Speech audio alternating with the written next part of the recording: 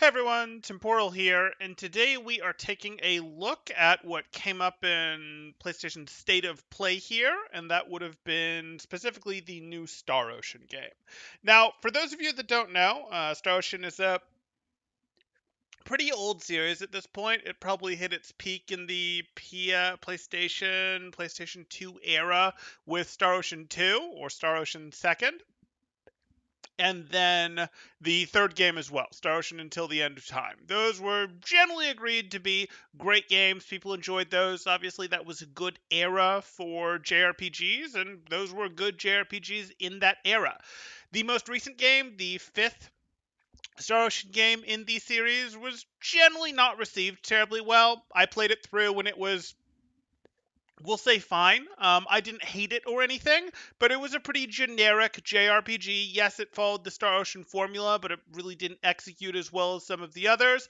It was just sort of like, hey, here's a JRPG on the PS4. It's fine, but it certainly wasn't as groundbreaking, interesting. Not that they were necessarily groundbreaking, but it wasn't as captivating as, say, 2 and 3 were. So now we're going to go ahead and look at the latest one. I would say I probably thought the fifth game, the most recent one, was better than most people would have considered it to be. But now we've got a preview, and we've got a preview for the newest game. And this is going to be coming out here in, as we see from the article, PS5 and PS4 in 2022. It looks like it's going to be on Xbox as well based on what we saw here. But let's take a look. Oh, no, that was the wrong one. My bad. That's the wrong Star Ocean game. Let's take a look here and see what they have to show us in the trailer. Scanning craft. Pan-Galactic Federation battleship, the Astoria. Weapons activity detected. Readying third Starboard strike. thrusters to full power. There's no time. No way! Okay, I'm going to interrupt this. Just a reminder, the sort of hook, the standard thing for the Star Ocean world is sort of a Star Trek type, hey, there's a federation, it has super advanced technology, but not every world is a part of it, and worlds that aren't yet a part of it, worlds that aren't sufficiently technologically advanced, you need to hide technology from. And frequently protagonists will end up on worlds, say, without their spaceships as a result of a intergalactic war where, oops, they end up on an underdeveloped planet, and based on the conventions, they can't show off any advanced technology while they wait to get rescued. And that tends to give you a sci-fi slash fantasy or sci-fi slash medieval mixed type setting. Abandoned ship. All crew members get to an escape.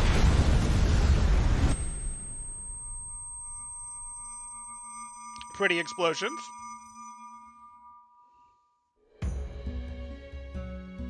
Now we have our world that in theory they'll be getting stuck on.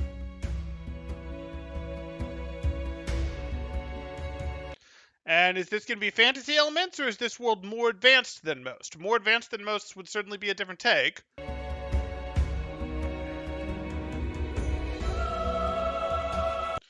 That seems pretty scientific, just running around with that in the open world.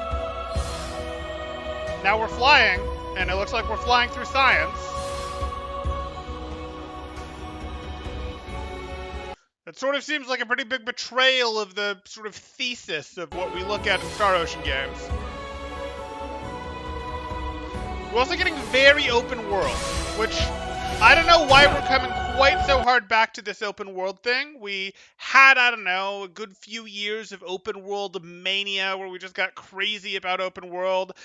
Too much so, in my opinion. Open world games are fun, don't get me wrong, but we really went too deep in that direction. Games that had no business going in that direction. Dragon Age 3 comes to mind, went in that direction, and it's just like, what are you doing? This doesn't make sense. But then we steered away from that for a few years, and I was hopeful that we would just be sparse on our open world games again. And now it looks like lots of developers think it's a good idea to go in that direction, and I'm just not sure that's right. This looks pretty generic, not gonna lie. You'll see my title. You'll see my title and my thumbnail. Are you quite alright? If it's help you're offering, then it's help I'm taking.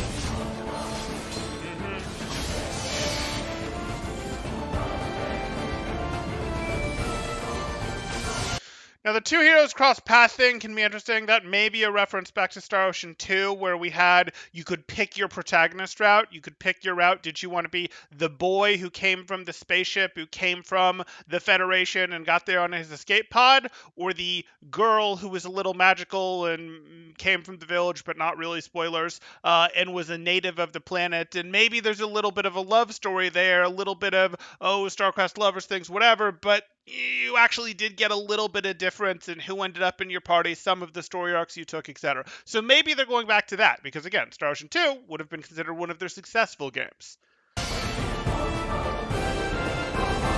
Damn near the full Federation fleet's moving in on us. Wish I could say we're good. But the Fed saw to it we aren't.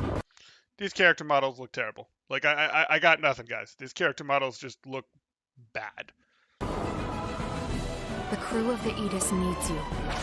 Good luck, Ray. You seek only to devour this world. We're just flying with science through their city? That doesn't seem right. I am certain your journey into the stars above will bring hope to the future of this world, Your Highness. Like, she's in armor, and she's in medieval armor, which would sort of make you think that this is not a technologically advanced world, but I don't know. Righteousness. I shall be saved by mine own. And again, a member probably of the world using magic, which tends to be how it goes. If humanity should persist as it has, never will it find total freedom from sorrow. What hope do we hold should they descend upon us now? The dub, yeah. If you dare turn your back to this, I swear I'll destroy the Federation ship by ship until Explosions in space, because we all know missiles carry their own oxygen with them. there's not a damn thing left! I'm willing to let that one go. Okay, we have no idea why it's entitled The Divine Force, but we look at this and there's nothing here. Like, I look at this and go, hey, I'm good with your game being somewhat generic. I'm okay with that. I think the last game was somewhat generic, but that was probably the end of it. It's surprising to me that that was successful enough, or they think there's enough juice left in this franchise to go for another one, and that they're going to go like this with it. I'm not impressed with what I'm seeing, is what I'll put here. So, little bit unfortunate in my eyes. If you guys have different opinions, definitely throw those up there in chat. I'll be happy to cover those. This will probably be a pretty short video.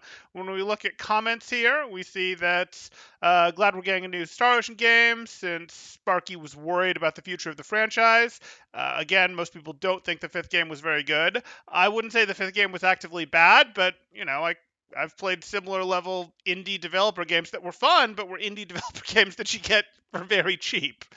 Okay. Good to see the Star Ocean brand is still going on strong. I don't think it will be after 2 bad entries in a row. Maybe this won't be a bad entry. Till the End of Time was awesome. Last Hope kind of sucked. And on the 360, you had to keep swapping discs. Yep, that would have been the issue with 4 there. You had to sort of keep going back, and it had exclusivity issues. Okay. Integrity and Faithlessness was one of the worst JRPGs I've ever played. I wouldn't be that hard on it. Boring, story sucked, characters were worse than generic. Characters were on the generic side. Tried to play it through twice, couldn't. I get it. And then if we head over to our games here, to see what they're thinking about it, we can see as much as Star Ocean causes a positive reaction from the JRPG enthusiast in me, the last game was one of the worst JRPGs I've ever played. So I quickly took my positive shock and checked it into heavy skepticism. I hope for Trius' sake that it's good, but I won't be burned again. Going to wait a while for honest user reviews. Yeah, that would be my concern here. Honestly, it doesn't even look good. Like, it doesn't even look that good to me. On it, good user reviews would still struggle to make me really buy in hard there. And again, I liked the franchise. Any other high top level comments here? Choppy, janky, plastic dolls models, cutscenes created by people who have no idea how to direct cutscenes. Checking all of them. Star Ocean is back, baby. Can't wait. Well, maybe. 10 out of 10. Okay. Generally really down for this. Genre mix looks awesome, but man, that's some Xenoblade X level character design. Yeah, the character design does not look amazing.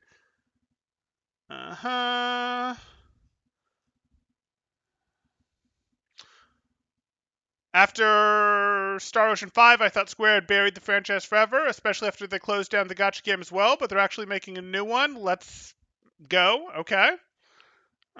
Square's only the publisher, Trice is the developer. Sure. Okay. Saw some takes on it that people definitely weren't looking forward to it. Saw some takes that people were, that they thought it was a return to form. I'm definitely more in the former category here, but you guys let me know what you think, either in chat or in the comments here. Closest thing you've played to this style of game is Final Fantasy. And unfortunately, I think this is like Final Fantasy, where Final Fantasy, outside of 14, which is their online game, which is a very different game than their mainline series, we look at this and we mostly go, hey, it doesn't really make sense to, how do I put this? It doesn't really carry the power that the franchise once did, that the brand once did. Like, gone are the days of Final Fantasy 4, Final Fantasy 6, 7, 10, where you're just like, every single one of these is going to be a 9 out of 10, 10 out of 10 game, and you can just trust it and you believe it, because each game has been pretty darn good or an absolute masterpiece. And we are long since past that. We do not expect when the next Final Fantasy game comes out that it will be good. The last one was not particularly good. The one before it was 14, which is an MMO, which is totally different. The one before that was 13, which was pretty meh. Like, it wasn't like, oh my god, worst thing ever, but it was pretty meh. And we can say much the same thing about 12 there. And then at that point, we're back to their previous MMO, 11, and then 10, at which point they were doing good games. So, Final Fantasy, a brand that doesn't really carry star power anymore, and I'd say we're to the same place with Star Ocean. Now, obviously, Star Ocean was never the size that Final Fantasy was, but similar concept where, hey, it's time to move on to greener pastures, find a better place for your new JRPG hook, if that's what you're going for. And for those of you who haven't heard, I would recommend the Tales games, not the Trails games, but not the Tales games. I would recommend the Trails games. So that would be Trails in the Sky, Trails of Cold Steel, the Trails Crossbell games that'll be coming out. The Trails games I would heavily recommend. For those that are looking to get that JRPG scratch itched. But we'll see. Gonna go ahead and wrap this Legend of Heroes. Yeah, there we go. Broader series name there. There we go. We're going to go ahead and wrap this one up here. If you're enjoying this type of content and want to see more sort of first takes, more looking at upcoming games here, we've covered a few on this channel. Do go ahead and drop a like, consider subscribing, though most of what we do here is in the Overwatch territory. But that's not all. Okay. We'll go ahead and call it there. Thanks, guys.